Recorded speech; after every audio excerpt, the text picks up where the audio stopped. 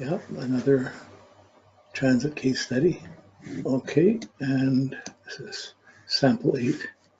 It's a man's chart, born in February 17th, 1979 in Lahore, Pakistan at 8 p.m. Okay. Okay, we'll just go through the steps. And okay, so the pattern type, seeing it, look at this, it's the bucket type. The Jupiter is the handle on the button. All the planets are on one side of the Saturn-Mercury opposition, and Jupiter is on the other side. One planet on the one side, 9 on the other. So this is the bucket with Jupiter as the handle. So understanding, learning, traveling, expansiveness. All of the Jupiter factors are going to be in focus. So when it's right, it's going to be really focused. When it's wrong, it's going to be really focused. Like, so understanding is a key point on this pattern type. But it points towards moving, it looks to trying to understand, trying to solve puzzles, trying to travel, trying to learn. There's much to learn from life. Now, again, we're not defining something. We're just trying to tune in and go through the stages to get into this. So the moon phase angle, see the sun looking across at the end of Aquarius, look across to the end of Leo. And then it's coming back from Leo. It's at the end of Libra, so it's moving back towards the sun. It's a waning moon. So this will be the waning gibbous moon. It's between 135 and 90 degrees. So it's a waning gibbous moon. It's at 118 degrees, 59 minutes, waning gibbous moon. So just after the full moon phase, but the darkness is still increasing. There's a tendency to feel a need to, the old is there, and there's a need to try and prepare, get ready for the new, which is at the new moon phase to start the new moon. But there is the darkness increasing, the listening, the more receptive, taking in impressions more than on the waxing moon when you're putting them out. Okay. So here we have the sense of having to take impressions with the gibbous moon, the waning gibbous moon, and the focus is to try and understand the Jupiter. The focus on the bucket is the Jupiter understanding and learning what's happening. So try to understand what's happening to me. Okay, in some ways we all are. This is the magic of astrology. Here we have the sun is in Aquarius, the moon is in Libra, and a Virgo rising. So when we're looking at the sun, moon, ascendant, it's 4.01 Earth. So the Aquarius is the knowledgeable, the practical, the common sense, the thinker. And the moon in Libra is it's another air sign. It's intellectualizes the feelings, it's analyzing, it's thinking. So this is a person who needs to think and plan things and is a very cerebral processor. We don't have any water sign here, so we don't have. There's not fire either, but we have the air and the earth, the practical, intelligent. There's not the initial sense of emotion or sympathy. It's not the strong sense. The intelligence is the strong with the knowledge and the knowing, as if matched with understanding. That's very profound. So that's our first impression. There's a cardinal, there's a fixed, there's a mutable, sort of bit of everything. The daylight increasing 3, daylight increasing 2, nighttime increasing 3, nighttime is greater as 4, daylight is greater than 1. So that's the air, the earth. Yeah, so it's cardinal and fixed. So that's basically the impression. But you're going to get a person needs to talk, or knowing is thinking, is planning. And with a Virgo rising is going to be analyzing as well. So like you're going to have someone who's very cerebral, like need to express, need to know, need to talk, need to explain, need to understand things. Why is Jupiter? I know. This is the Aquarius. What do you think? This is Libra. Okay. When we look at the points, We just do this first part, just a little quick little touch to get a starting point. Then we got to see if it's reinforced by the elemental points. So 0, I have 0. 1, I think is the midheaven of Gemini. 0, I feel. 1, I will. Jupiter and Leo. 2, I analyze. 3, I balance. 1, I understand. 1, I desire. 1, I understand. 1, I use. 3, I know. 1, I believe. I know. I balance. I know I balance. I balance. I know. I analyze it. So like, that's it. I don't try and get too much of it. Just getting, since that's the Aquarius, the I know, and the Libra. So it's reinforcing what we've already seen. With the daylight increasing is 6, darkness increasing is 8. So there's slight momentum to want to belong or be responsible more than to be independent, to do things with others. Just not as huge. So you wouldn't accentuate that more. The daylight is greater as 4, the darkness is greater as 10. So it's important to belong and be part of something, part of a group, part of a team, to be responsible and one's social position. One senses this. This is the nature of the darkness being greater. So that's the Aquarius anyways, and then the Libra too, Libra moon too. So cardinal, fixed, mutable, even. 4 cardinal, 5 fixed, 5 mutable, as even as you can get. Well, nothing will stand out. There's a bit of everything.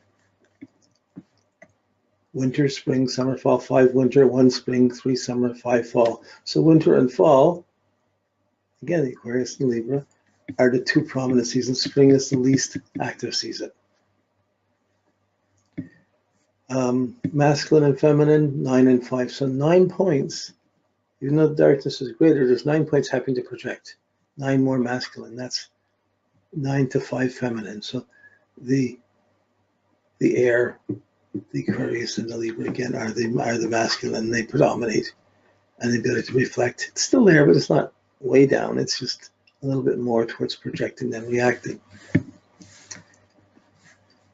Fire, air, water, earth. So here we see it again. 2 fire, 7 air, 3 earth, 2 water. There's no void, but the water and the fire, it's not the most, fire is explosive, expressive emotion. Water is deep emotion, personal emotion. This is someone who's thinking, rational, and with a tendency to try and be practical, down to earth, be practical, make sense of things. Okay, now in the rulerships, the sun, 1 point in Leo, the sun rules the Jupiter, moon rules nothing, Mercury rules 3, Venus rules 3, Mars rules 1, Jupiter 2, Saturn rules 4 planets, rules the Aquarius and the Capricorn. So Saturn, his responsibility, his authority, his discipline, his job, his work, his respect level, it's very important because it has an influence on 4 other points. Then his intelligence and his sense of self-worth is being appreciated are the next factors. But the need to work and accomplish something is distinctly strong here. See if the Aquarian and Libra moon needs to accomplish. Okay. I'm just going to move this down. Okay. Let the houses. Okay. With the houses, we have, okay, 1 point in the first house, 3 points in values, second house, 1 point expression, 1 point security, 3 points performance, 1 point duty, and 1 point friendship. So values and performance are having money, being able to express oneself, being valued is important. Performance, how I perform, what I'm doing is important. I want to perform things I value. I want to do what I want to. This is the 5th house to the 2nd. So I want to play and like what I'm doing and find rewards in what I'm doing. Okay. Rising 7, setting 5. So a bit more projective than reactive, but 7-5 fairly even, not that much extreme. Above the horizon, 2, 10 below. This is the first really big factor, 10 to 2. Below the horizon, this is a subjective person who has to live their own lifestyle. I want to live my way. It's not, the emphasis is not on functioning in the world or fitting in that much. It's about who am I, what am I doing, what I've got to do, what am I supposed to, what's good with me, what's wrong with me, what I have to do, how do I fix myself. My lifestyle below the horizon, how I'm living, is the important thing. Okay, so that's the below the horizon. But how he lives, that's his strength. It doesn't always fit in that much. It's not necessarily so functional. The Jupiter is the handle, the bucket's out there. I got to know everybody. I want to know everybody. I want to be seen and know a lot of people. But the main functions below the horizon are getting skills, living a way I like, and being appreciated for what I know. Okay, so that's the 10 below the horizon. That's outstanding. Then we look angular, succeeding. Here there's a bigger difference in the signs. See, in the signs where the darkness is greater, which is the need to belong, here's below the horizon, the subject, in my own way, in my own world, my subject world, but the subject world does not necessarily always want to fit in the outer functional. I would rather pull away in my own world. So the signs are saying, let's belong more and more. The houses are saying, I got to live my way. The succeedant here, the 7 points in the succeedant house, that's the strongest. That's the stubborn, that's the determined, that's the fixed thing. So his ability to be fixated on things or to be consistent or determined is very strongly there. You see, it's there with the Aquarian being determined and knowing what they know. Here's the determination that fixes, but there's not a lot of drive, 2 points angular, and not that much adaptability. So it's really, this is how I am, this is how it is. There's a tendency to want to establish things and maintain things the way they are. It's harder to change or to force changes. We look at intuition, feeling, sensation. So, okay, we had angular, yeah, okay. So intuition, feeling, sensation, thinking, 5 intuition, 2 thinking, 0 sensation, 5 feeling. So the intuitive and the feeling, so the taking feeling impressions in, that's the fourth, fifth, 6th houses, that feeling quadrant, and projecting out the 3rd, 2nd, 1st houses. There's the intuitive feeling, but there's nothing in the sensation quadrant. Okay, lots of people have it, but there's nothing in the sensation quadrant, which means the sensation quadrant is your ability to function sensibly, to interact, to give impressions out, to respond in proportion, and be sensitive to inputs coming in, to interact with people without taking it personally. And that's the weak spot, the social common sense. Meeting people, not a problem. Projecting what he's got, not a problem. So there is a gap here, difficulty in reacting, but not in his feeling about. When he does react with people, it goes below there. He takes things deeply. You feel they're feeling. His impressions are felt. It's not. We don't see the emotion in other parts of his chart yet. It's more rational, but the rational is going to feel and be impressed by feedback from other people. It's going to take commitments by other people, and this is the Pisces on the descendant. We'll come around to this, but the sensitivity of taking things in and feeling codependent or over dedicated or overly sensitive, and trying to always improve or fix or adjust to the feedback one gets.